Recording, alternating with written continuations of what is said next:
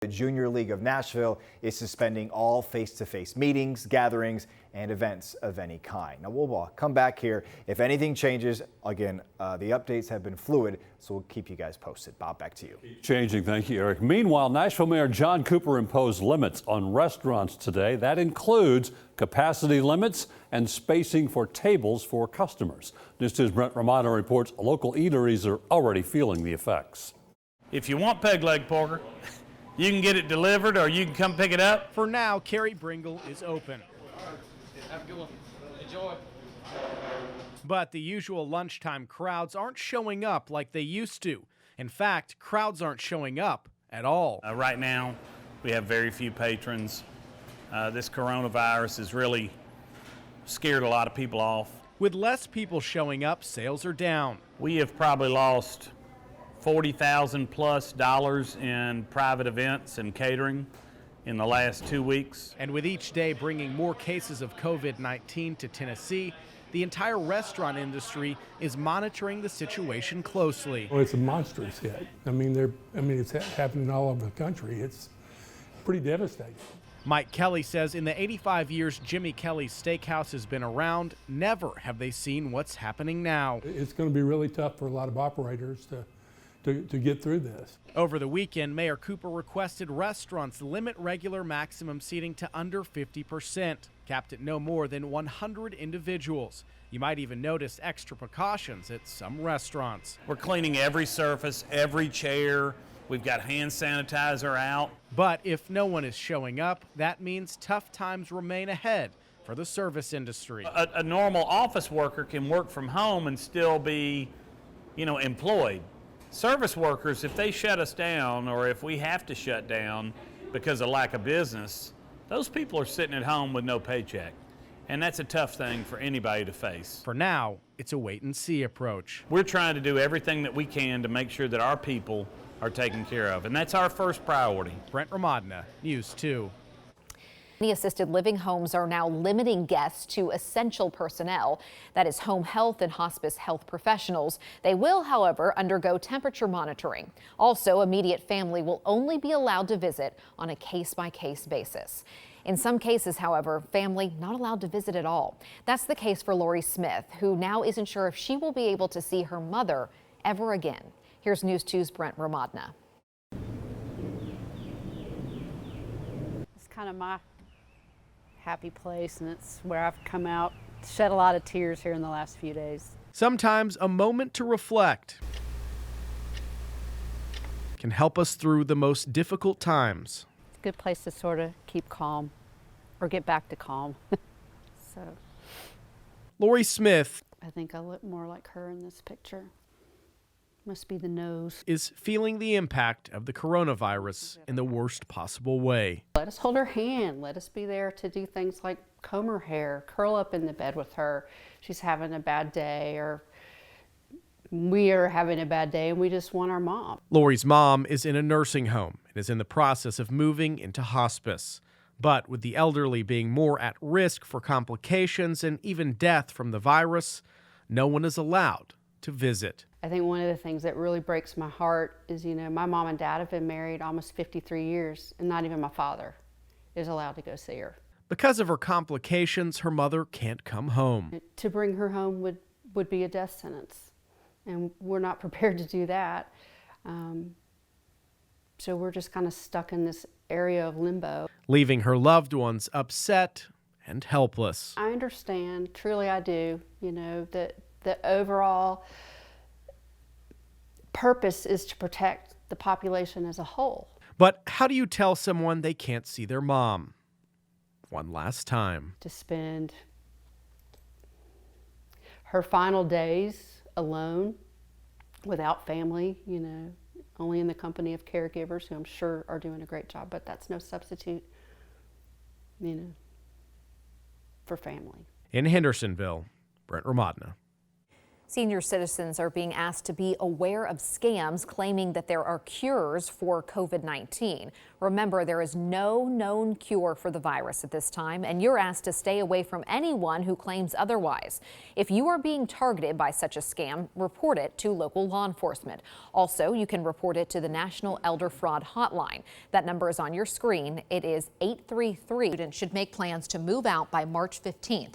We are actively working on plans to assist undergraduate residential students with move out and are evaluating an approach to address on-campus housing and dining fees for the remainder of the month of classes. You know, not everybody possibly can make that happen. News 2's Brett Ramonda, he's live at Vanderbilt tonight where students are now scrambling to just get off of campus. Brent?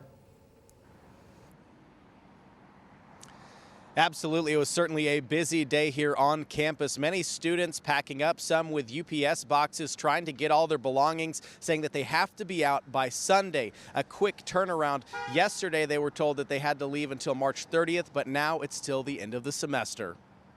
Soon the dorms will be closing on Vanderbilt's campus, and classes will move from on campus to online. We can't present. We can't meet with him.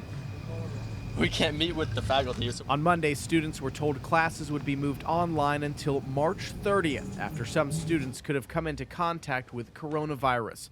On Wednesday, that was extended to the end of the semester, and students in the dorms were told they had to move out. We have to be moved out by Sunday, so we just walked to the UPS store, spent $200 on boxes, and now we're moving out. Christian Ochoa and Hannah Rosen wasting no time. Very overwhelming to get that email. We just didn't really know what to expect. So we're just doing what we can to move out because we have to. You're going to the marching? Then we got the email, and literally in the same room, we heard other people go, oh my goodness. Alex Pena and Jake Mountain also trying to figure out where they'll go. We're just surprised.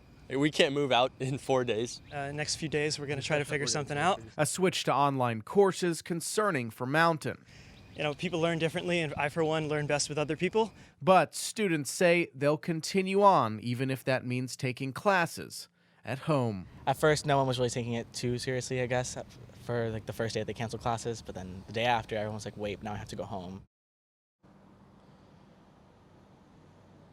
Now, students who need to remain on campus beyond March 15th will receive further information from the university. The students that we spoke to, however, said that while this is an inconvenience moving to online classes, they are happy to see the university make these steps to keep them safe. Reporting live, Brent Ramadna, News 2. Thanks, Brent. Today, Trevecca. Please take major precautions to protect students and staff. News 2's Brent Ramadna joins us live tonight from Vanderbilt University. And Brent, we know classes are canceled this week. Some say that students are saying things are a little bit different around campus now.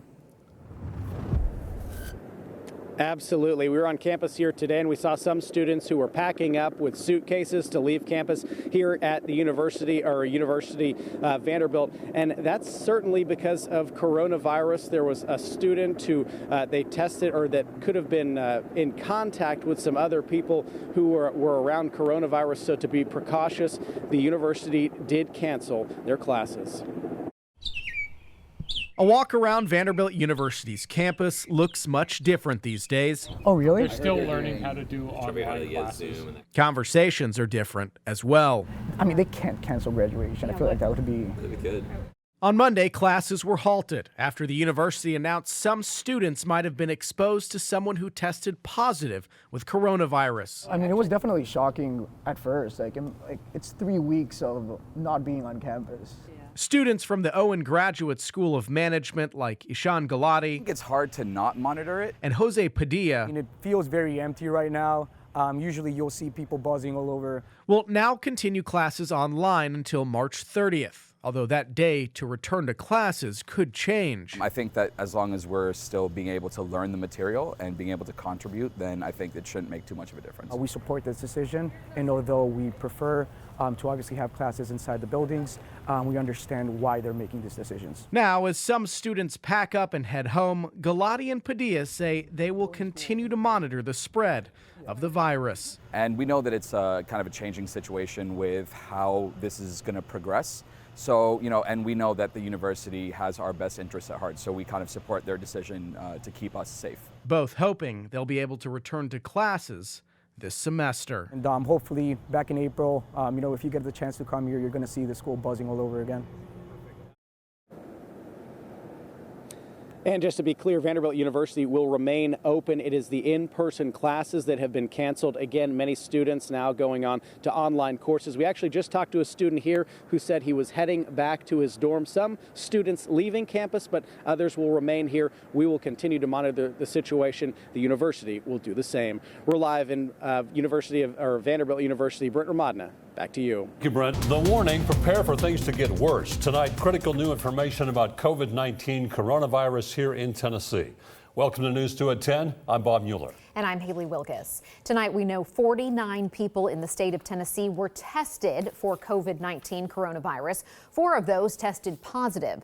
Vanderbilt University has now canceled classes for the remainder of the week and will go remote through March 30th. Tennessee Tech canceling all university-related international travel effective immediately. But some Tennessee lawmakers aren't convinced the state is equipped to handle this outbreak. As News 2's Brent Ramadna reports, even with a statewide task force, there are still questions more than answers.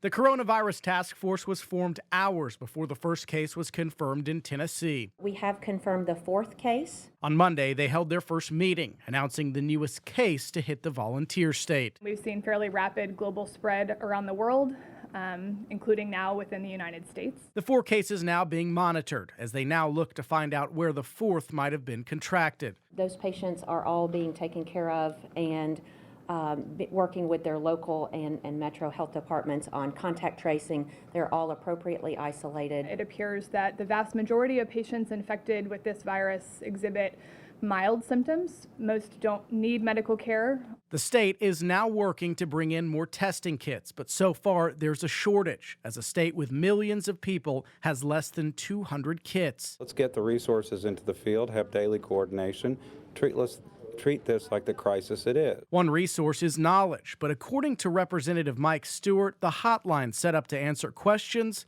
isn't working. My staff tried to call the hotline all day and could never get in.